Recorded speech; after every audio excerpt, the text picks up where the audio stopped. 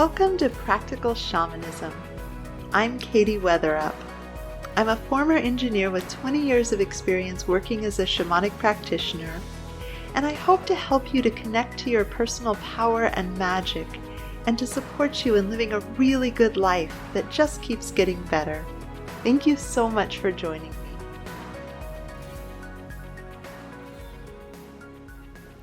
Once in a while, the first message I have to tell a client after I do a soul retrieval journey is, the arc of your story cannot be understood if you only take it from the perspective of this lifetime.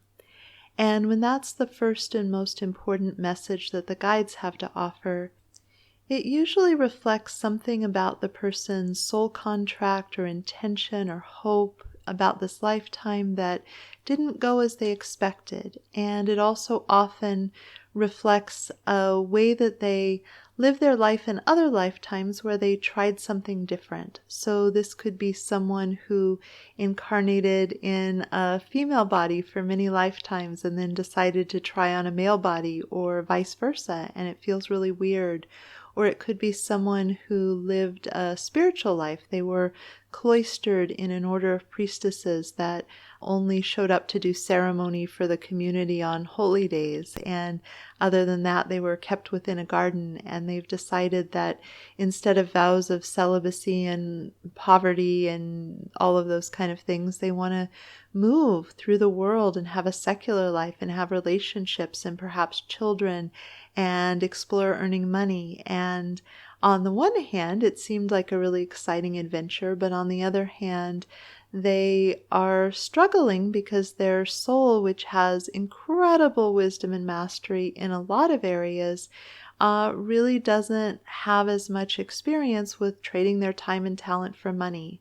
If you were sharing your healing gifts as part of a religious order, somebody else was probably in charge of making sure that the seekers coughed up enough money as was within their means to pay you for the work, and they kept the roof patched and the rice filled and all of those kind of things. And there was a loveliness to that, but it was also very restrictive. It's worth remembering that you didn't have freedom of movement. There were a lot of life experiences you gave up for the privilege of just getting to do your healing work and having someone else take care of all the details of life. And the reality is that's not necessarily available so much in the modern world. And one of the challenges with this is that by the time someone comes to me, they've often explored a lot of other kinds of healing, often the psychological models. They've done perhaps some talk therapy or cognitive behavior therapy, which, by the way, I'm a huge fan of. I did a bunch of this early on in my journey. It was incredibly helpful. I am just a really massive fan of having someone where you can sit and talk and unpack the crazy voices in your head and get feedback. One of the things about that kind of depth of relating to a therapist is you can get mirrored back to yourself in a sane way. And a lot of us grew up in families that reflected us in a way that was distorted, and so our story about ourselves developed in a way that was warped. And I would argue that being reflected back and seen and understood by someone who can hold you in unconditional positive regard, but also reflect you with integrity. They're not someone who's invested in making you happy, but someone who's really on the side of you understanding yourself and being able to be powerful in the world. And therapists are uniquely qualified to hold you with positive regard and mirror you back well. And granted, no human can ever perfectly mirror us back to ourselves, but the more that we're mirrored back in a way that someone doesn't have some other agenda, they aren't projecting their shadow onto us, they aren't trying to tie our self-esteem into doing the thing that they want us to do, the better we can get a sense of who we are in the world. Some of that is internal, but I have noticed some enormous limitations when someone does a lot of introspection without feedback. I think I have a whole episode on that because it can be so problematic. So getting quality, qualified feedback is incredibly useful. So I want to preface this conversation by saying I'm a huge, huge fan of what can be offered with a good therapist. However, it is missing such a big part for the old souls that often come to me, the people who have lived a number of lifetimes. And that's difficult because a therapist is trying to tie all of the psychological and emotional challenges you have to oftentimes unmet needs in childhood. And one of the big pieces of relief was when I realized that I was carrying a lot of past life wounding that I was just too busy with other things, rightly or wrongly. I got caught up in other projects and other lifetimes. So resolving emotions is never really my favorite thing to do. So if I could go engineer something or build something or create something or, mama bear people or, channel wisdom for people or whatever, I was probably going to get up to that. And as a result, there was a need that has generally passed. I don't feel like I have a lot of past lives that are informing my chakras and my energy body and my emotionality and my worldview. I've really cleaned that up, I believe, very successfully. A lot of work with my guides directly, some work with other people.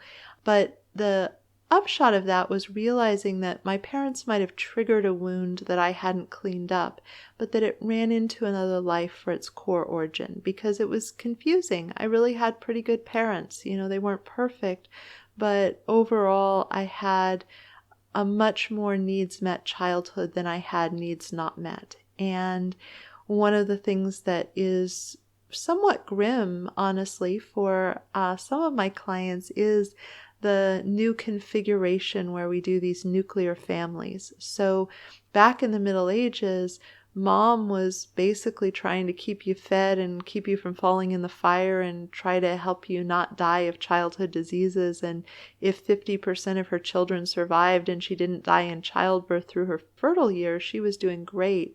The kind of emotional and psychological needs that parents are expected to meet for their children are rather daunting and extensive. It's a lot to put onto someone, especially with that label of mother.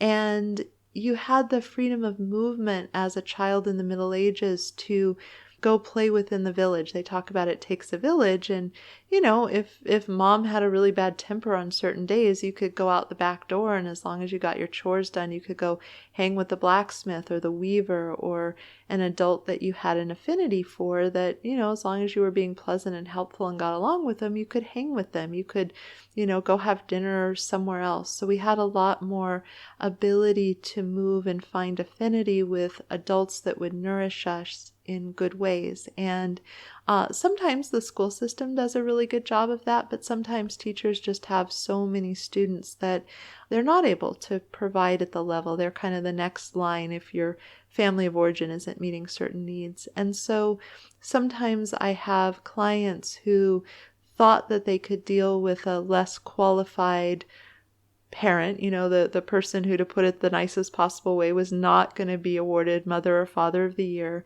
And it ended up affecting them a lot more profoundly and was a lot more impactful. And I also have clients who had, objectively really terrible parents, addiction and abuse and, really problematic kind of things. But they just were able to use their inner resources to grow up pretty intact. They just went and were the wild child in the woods. They're like, yeah, this sucked, but I also had access to the woods. I connected really well with friends at school. They had this sort of inner sense of self to draw from. And so how different children are impacted by different families, the psychological model tends to treat us like the tabula rasa, the blank slate, like we're coming in and you take a baby and absolutely everything that does or doesn't happen to it, we can trace back to what happened. And so we're scrying in the events that we know about of their childhood to try to explain certain patterns. And one of the things that I found incredibly useful to differentiate is what are the responses that are a result of trauma, because those definitely need healing and support. I'm a huge fan of that. Incidentally, EMDR and somatic experiencing are really good trauma healing modalities. But there are also all of these things that are just standard issue human. We have these hair trigger fight or flight systems, and we don't really get trained in how to bring the levels down, and the modern world isn't what our biology developed for. So the incredible irony is we live in the most benevolent, safe time that our ancestors couldn't even have conceived of. Murders are down, the numbers of world hunger are down. We really do have a level of safety across the planet. Granted, there are countries with more safety, but across the planet, so much more needs met at Maslow's pyramid of needs, the basic level, than our ancestors enjoyed. And yet we feel more anxious and fearful and afraid because we have this biology that's being triggered. And there are all these thought patterns that develop, and we have all these cognitive biases. I am fascinated by neuroscience. So when I'm understanding myself, I really want to understand what is universal and standard issue that can show up in different ways. So there's this fight or flight system combined with being in a female body, combined with, certain things about neuroscience. And I want to know how to talk my brain out of recapitulating trauma, or just things that really worked my last nerve and annoyed me. I did not like it. I did not agree with how this person behaved in this circumstance. And I talk about my kind of issues in two of my early podcasts. They were some of the things I was most passionate about sharing, which is the anxiety podcast and the elegant trauma release podcast. So those are some really good sources to work with understanding the brains that are issued. Another one that I really like is The Science of Well-Being. It's a Yale professor, Laurie Santos, I believe, who teaches what science has to tell us about happiness and how humans chronically engage in a certain kind of miswanting. So she calls out things that we think will make us happy or we think will make us unhappy, and then tells us that what science actually says. So it's very powerful to be able to say, oh yeah, in my heart of hearts, I kind of believe that, but science says that isn't true. Certainly, if you're in poverty, more money will make you happier, but there's a certain threshold that really isn't that high by modern standards, beyond which there is zero correlation between more money and greater happiness. There's just absolutely no correlation. So it's good to know that. So if you're dreaming that a massive lottery win is the thing that would make you the most happy, science doesn't support that. A lot of people really believe that. We spend more on lottery tickets than we do on books and movie tickets and events and this whole set of really cool things that, are actually we put less money into, that really would actually create more quality of life for us. So it's useful to know these kind of things, because a lot of times I see among spiritual people where they hit the limits of therapy because there are ways that their core soul essence, their intuition, their conversation with the guides, their connection to the eternal is completely disregarded and not treated or supported. And so they end up sort of swinging the pendulum the other way and trying to heal everything with Reiki or sound healing. And what I would offer is it's a both and. As an energetically sensitive person, I absolutely require things that support my energetic sensitivity, that move energy really effectively. The person that I work with to facilitate my own continued inquiry, I wouldn't even call it healing. It's just more about continuing to be in right relationship with myself and to be more elegant. It's a combination of getting to talk to him so that I can, do a data dump on my brain and really get feedback about where I'm struggling, what I'm thinking, where are my blind spots, combined with energy work where he goes in and moves where my chakras are not talking to each other properly. It seems to always come down to, oh, you're not flowing your energy all the way through your chakras. Let me just, help facilitate that getting back, and I feel marvelously better. But it's a both and there aren't so many people who offer that kind of both and. I love to supply that, by the way, so it's not what I offer in the soul retrieval. The soul retrieval is a foundational session about getting your essence back and triaging things that might be really out of whack in your soul that are really informing your life experience in a negative way. And there's a whole lot that goes into those sessions. But for the people who come back and work with me, it's very much that combination where we're the mind, body, spirit connection.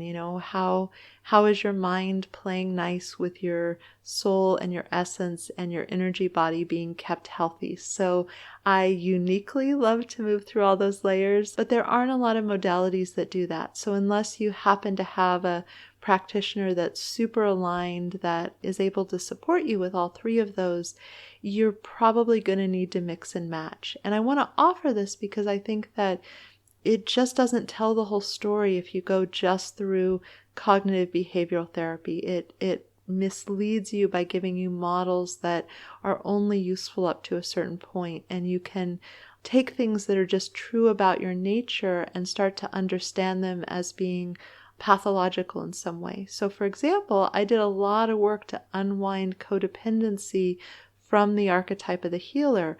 And what I would say is I need to watch codependency because I can try to create safety for myself by overgiving and controlling other people, and that's not a very good strategy. And the archetype of the healer, which is an innate part of me, needs to have expression in my life. I will be very unhappy, kind of like a herding dog. Like people get border collies or Australian shepherds because they're such neat, smart, amazing, engaged dogs. But if you put them in a yard and they don't have a job to do, they'll make up a job, and you probably won't like the job they make up because they're in their essence generally meant to be working dogs. Of course, mileage can vary with the individual dog, but there are a lot of behavioral problems that come with just being a family pet when you have a working dog breed that you haven't compensated or addressed the fact that it's a working dog. That's part of its nature. And so for me, if the archetype of the healer isn't having opportunity to have expression in the world, things are going to get wonky in certain ways. I'll end up over giving to random strangers in Starbucks lines, which might be good for them, but might not have the level of impact as someone who chooses to come to me and invite my counsel and the bridging of the energy from my guides that is on offer.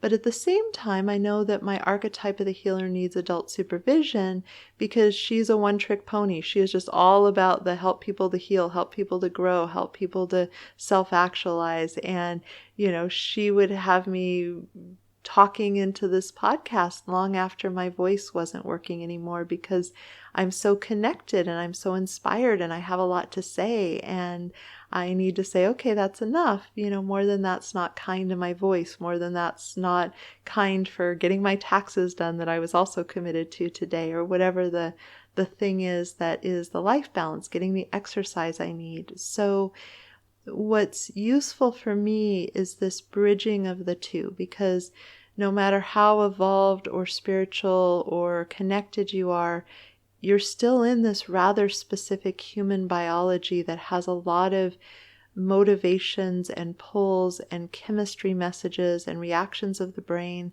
and understanding that so that you can move with it, not be in an adversarial relationship to your human self, but provide it with the structure. Again, like my instincts, they're never going to go away, but I'm in relationship with them. I provide them with adult supervision. When they get all freaked out, I stop and level the waters and work with them. It's sort of like a parent who's being really successful with a child is present to when the child needs more attention and engagement to level the waters because they're starting to get more emotionally triggered. And you can't stave off all the meltdowns, but there are a lot less meltdowns if you have a present parent who's like, okay, you're getting overstimulated, let's sit down and read a story, let's level the waters, because children don't have the capacity to do that. The instincts don't know how to bring their levels down. So that's something that my environment doesn't naturally provide.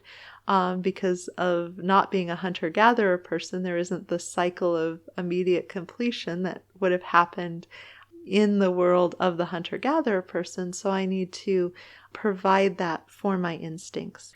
And likewise, I'm literally dealing with an extra form of sensory input all the time. So my energetic sensitivity is a constant part of my experience, just as much as my sight and my hearing. It's harder to interpret because everyone's looks a little different, so it isn't validated. Like I believe, have more similar experiences about how we see color and light. There's less divergence among humans than there is among how we experience energy mapping onto something that our senses can feel. And then the interpretation gets really wonky because we don't really get trained in that. There's a whole lot of training that happens where we're like, this sound means this thing, requires this response, and this sensation means this thing, and this is a good response. We don't get that with our energetic sensitivity. So a lot of times we're creating our own manuals that has complexity. So I'm not going to say that any of our senses won't trick us. It's fun to play those games on Facebook or social media where literally two people can completely see different colors of something based on a quirk of our eyes. We can tease out those ways that our senses can trick us. It's kind of fun. If you touch places on your back that are close enough together but still distinct, it'll feel like one touch rather than two different points. Like, we can kind of map some gaps in our senses, and I think it's useful to go in with other more rigorous ways of testing what we receive in terms of guidance. So there's sort of a combination of how do you know things and trust things and believe things and decide what's true. And ideally we have a number of different things. I'm not overly fond of some of where he's gone with his politics, but Scott Adams, who is the cartoonist who drew Dilbert, wrote what I think is an absolutely excellent manual, How to Fail at Almost Everything and Still Win Big. And he talks about this. He talks about all the different ways that we can validate and how our minds are not designed to perceive reality and how you work with that really effectively in your life. So I think that is a particularly excellent book as far as being able to have a manual. He's that engineering mind, so he really puts that together, and I think offers something very, very valuable with that particular project.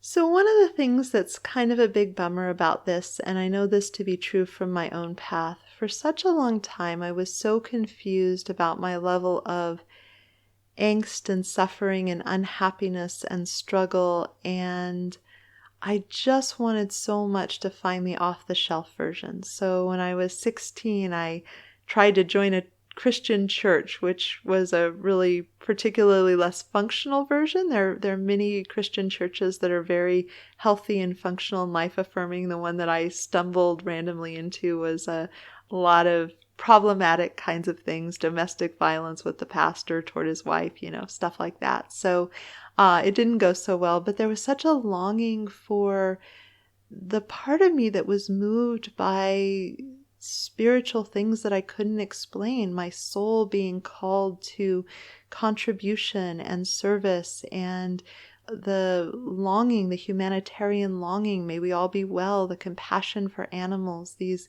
things. And so I tried this on, and then I put it down, and then I tried it later with a group of Christians who were much more functional people, and there was some real beauty because their value for community meant that I was welcome and included even though I was socially awkward. So they were really helpful in my first year of college as a place that I could have a sense of belonging. The Society for Creative Anachronism was another that was really inclusive. They really have the value of inclusivity. So I was welcome with all of my stumbling awkwardness, and I could start to create some really successful, very enduring relationships. And then I looked at all these spiritual practices. I looked at Buddhism and meditation and compassionate communication, and the people who are the most geeky about these things often treat it as one-stop shopping. So by the time I found compassionate communication, I was saying, this is a marvelous skill. This is incredibly powerful. It's really great, but it is in no way one-stop shopping. This is something that pairs with questioning your stories, which is the Byron Katie work, and pairs with the Brene Brown, diffusing shame and perfectionism and things like that. Shadow work, there are all these different things that once you get really clear, once you clean up emotional debt so that you're not sitting on top of emotional pain from the past that hasn't been cleaned out, some of the responses is just to say, I don't even need to try to communicate with this person. Communicating with this person is the wrong thing. It would waste a ton of energy.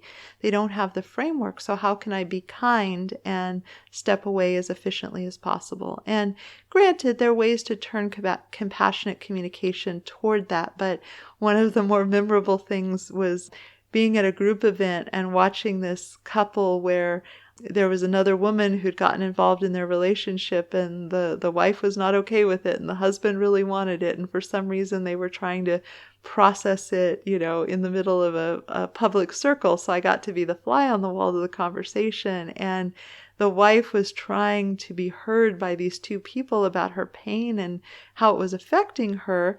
And the other woman really, really wanted the connection. The man really, really wanted the connection. And the ultimate conclusion was the husband and wife divorced because they weren't on the same page. But I was just looking at the situation going like, this is not a communication issue. It doesn't matter how skillful you are. This is another form of wisdom and a different modality. I love Pema Chodron. There's so much that I love, and I've woven the fabric of all these wisdoms together. And therapy was definitely a piece, but I don't think that anyone who is genuinely connected to their soul and having a dynamic relationship with that part of themselves is going to find therapy one-stop shopping, or is going to find an off-the-shelf religion, an organized religion one-stop shopping. And that's really hard, because when you're lost and in pain and seeking and nothing's working and there are all these different pieces of information that are coming at you, and there's capitalism woven into the spiritual world, like it is my livelihood. I feel very much in integrity with what I offer. This that I'm speaking into is just purely a gift. If it blesses you, yay, that's wonderful. But I'm also very much about, if you want this thing that I have to offer, there's an energy exchange, and I would love to support you.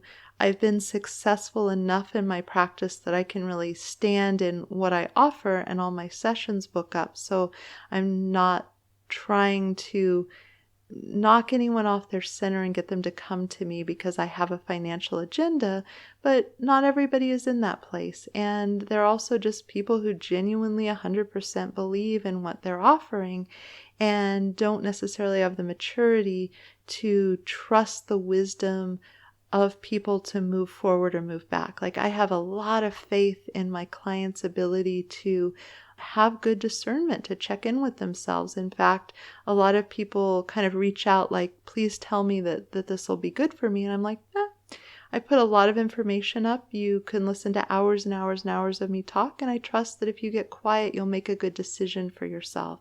I really trust your inner authority, and that's who I want to work with, the people who are taking accountability for their decision. But there are a lot of marketing strategies that within the healing domain are about persuading people. And I don't want to get into making anybody right or wrong in the complexity of that. But what I do want to point to is that there's a lot of people who have expertise in a particular area where something made a huge difference, and that's the thing that they most want to share. And that's true with me about soul retrieval. That was one of the absolute most powerful, most effective things that I have done in my life out of innumerable different modalities. I've tried all kinds of things on. I've had benefit from many, many things, but I do soul retrieval because I love it, and my engineering self says this is the most efficient way to have the best chance of producing a life-changing result in a single session, and I'm really, really passionate about that. So The upshot, though, is I'm incredibly aware that soul retrieval, getting your soul parts back, being energetically whole, is in no way one-stop shopping. It's not a magic bullet.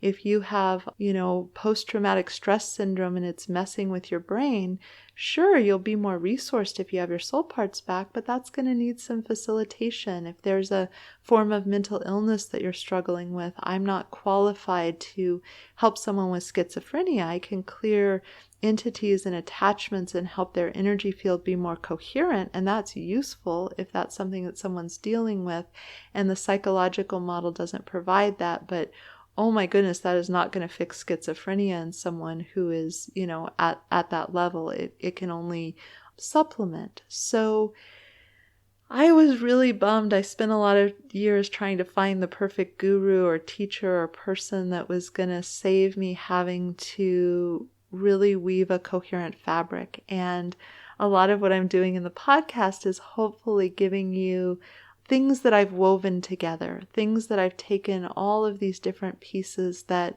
came together very effectively and pointing you in the direction like, hey, if you mix this with this with this, I think your results will be really good. So if you resonate, that's wonderful. I feel like I have a lot of wisdom for people who've done a lot of inner work and are looking for more nuanced and sophisticated information rather than sort of meme-based spirituality.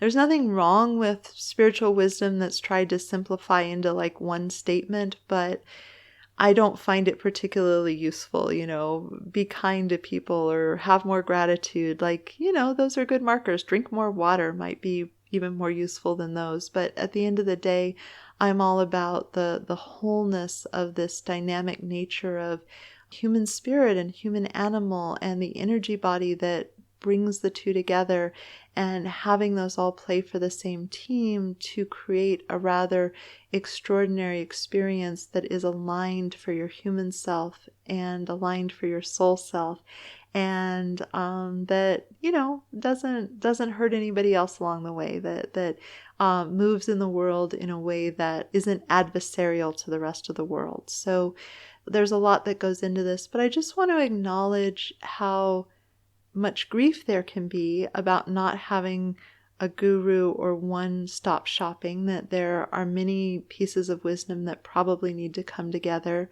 If you're trying for something that maybe is a next thing, if you're like, no, I just really want to study with one person, I think that Brené Brown is a really good source for not going wrong. I think she weaves a lot of different pieces together. But even that being said, I think that if you listen to Brené Brown carefully, she's alluding to her deep intuition and spiritual knowings, but I don't think that she is necessarily directly looking to nurture your soul feeling like it has a place at the table, and your inner wise person being able to be in the driver's seat in the fullest way with a direct connection to the divine that really serves and supports a lot of the clients that I work with, because I'm working with people who that's a piece of them that's at the table in a way that it isn't for everyone. They're people who are not sensitive to energy, who aren't trying to do a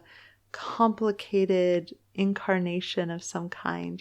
I look at when I was working as an engineer, my boss was really doing the yuppie lifestyle. He was becoming the director of engineering, and he had a couple of kids, and they had the house with the backyard, and I suggested chickens at one point to keep his dog occupied and give fresh eggs, and the look on his face, like that did not fit with the soccer van kind of yuppie success. But he was really happy. He was really engaged. He was really doing a good job at it. It was there was this thriving, not that he didn't have hard days, but he was so aligned with building this, very nice house with a wife and children and a dog in a backyard, and, succeeding in his career. And that was his soul's growth edge, I believe. For older souls, we can succeed at all of that because, hey, it makes sense. It's better to have money and choice in the world. And then find that it doesn't really make us happy. There's a hollowness to it. And it doesn't mean that you can't leverage corporate America very effectively to fund the life that would be really satisfying. I leveraged my engineering work to create the life that I have, and it was potent, and there was a lot of learning that went with that journey. Sometimes I feel like people feel like if they had a different livelihood, all these other things would resolve. And I can say that having a livelihood that I absolutely love, pretty much all the inner work that I had as an engineer came up as well. There was still everything that I had to learn, and I'm not knocking it. I love that I am aligned in this way. And, there's just, again, seldom one solution. If I had the perfect career, if I had the dream partner, if I had unlimited money, I would feel different, and it would make you happy. Undoubtedly, in the short term, there's a peak of pleasure, but then we have this thing called hedonistic adaptation where we get used to it, and our happiness baseline over time ends up being pretty similar despite some of these changes in circumstances. So kind of good news, bad news. The richness of this is that you can start weaving things together that are really the right wisdom, and you can feel okay about leaving pieces of people's wisdom on the shelf that don't feel like the right thing. But for a lot of the people that I work with, that there isn't an off-the-shelf version that really seems to honor the spiritual, connected, awake, aware, energetically sensitive, perceiving the unseen world part of ourselves, while also weaving in really sound modern psychological theory, because both and are present. And so I love to offer that.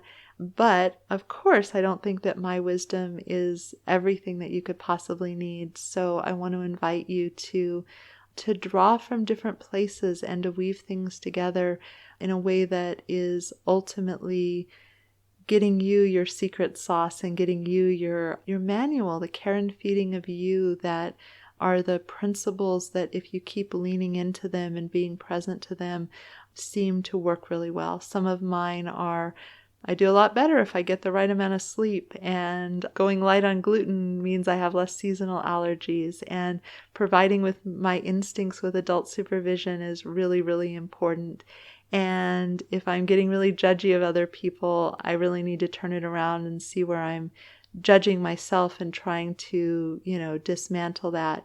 And if I've become emotionally reactive, if I'm responding disproportionately to situations, how do I drop my levels? How do I nurture myself? So there are all of these different things that kind of can become the core, like little cheat sheet, like, oh, I'm having a hard time. What do I need to adjust? But there are things that support the essence of who I am, and there are things that are very much about the reality of human biology that I'm not in argument with. I'm not having a bad time being in a body, even though, sometimes it's quirky and complicated. And I really hope that for all of us. So if there's some wisdom for you in this, I'm really, really glad that I have the opportunity to share it, and that you chose to spend your time listening to this.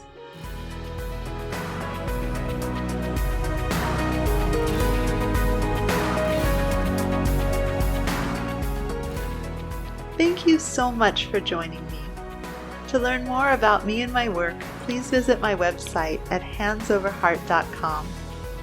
There you can join my mailing list for access to free bonus content in the members-only area. If you've enjoyed this, please consider subscribing and leaving a review. It would help me out a lot. Also, a special thank you to my patrons for your support. You offer me the time freedom to work on passion projects like this one. If you'd like to receive personal shamanic support from me and my team of guides, please consider joining my Patreon community. You'll find the link below. And again, thank you so much for listening. This is Katie Weatherup, wishing you wholeness and happiness.